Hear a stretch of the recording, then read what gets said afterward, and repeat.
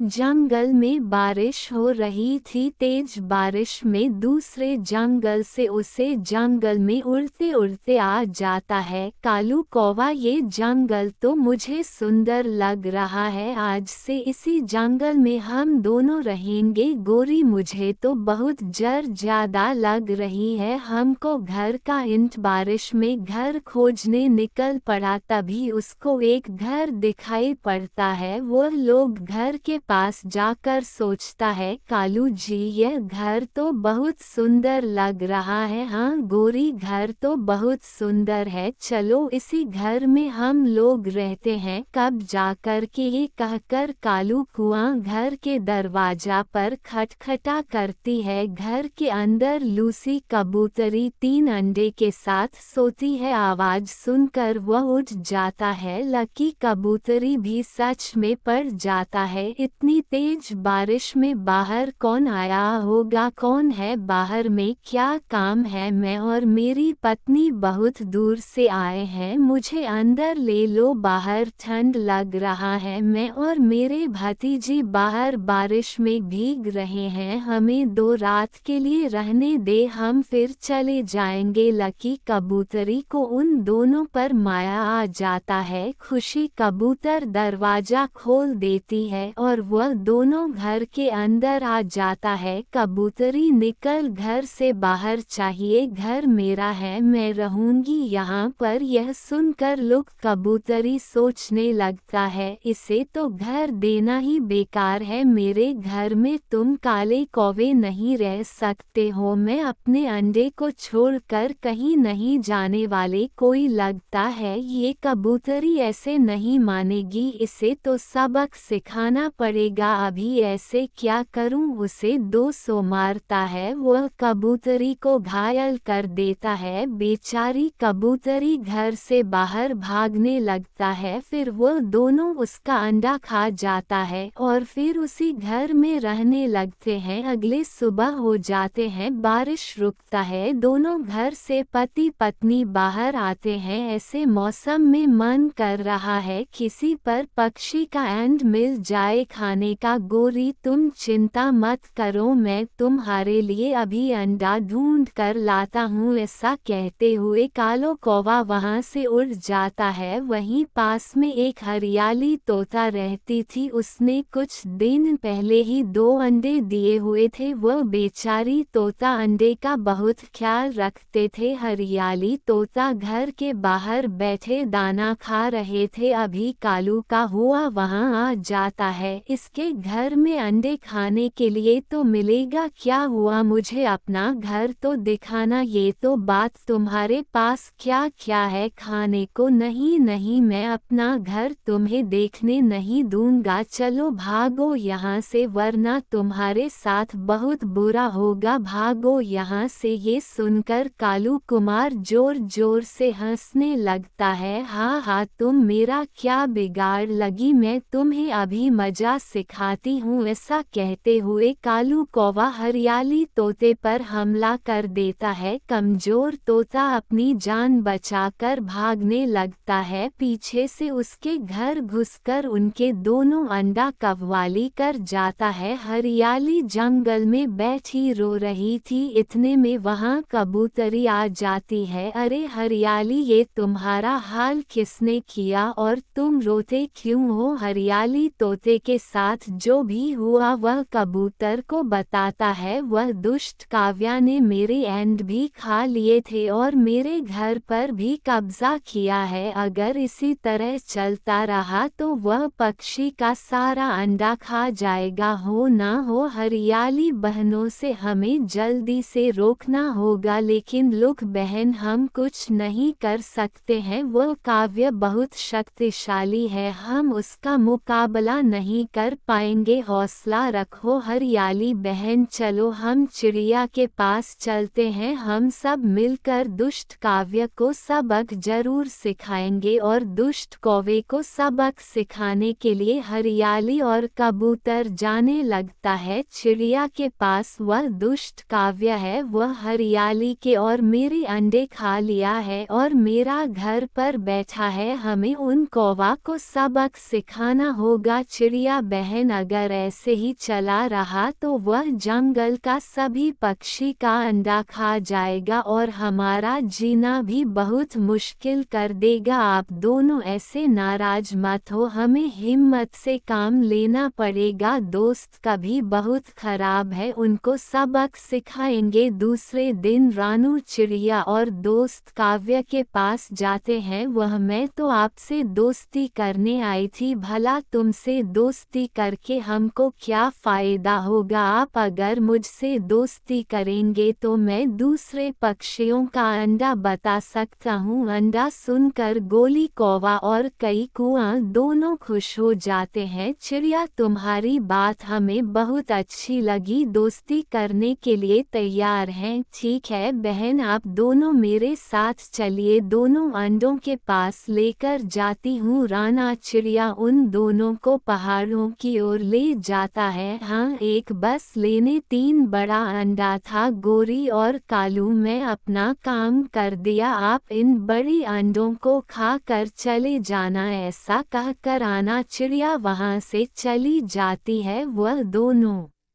काव्य बहुत खुश हो जाते हैं एंड देखकर जल्दी से अंडे खा लेते हैं। घोंसले में जाकर आराम करेंगे। जैसे ही दोनों अंडे खाने लगते हैं तो पीछे से वहां चिल्ला जाता है चिल कौवा और कई को वहां देखकर बहुत गुस्से में आ जाता है। अरे कालू को, वह तुम दोनों को हिम्मत कैसे हुई मेरे अंडे खाने का? रुको, अभी तुम दोनों को बताती हूँ। दिल उन दोनों पर हमला कर देती है और बहुत मारता है। वह दोनों कौवा मुश्किल से जान बचाकर भागते हैं। पवार का विशेष छुटकारा पाकर जंगल के सभी पक्षी बहुत खुश थे। ये कहानी आपको क्या लगी? अच्छी लगी तो चैनल को सब्सक्राइब कर दे।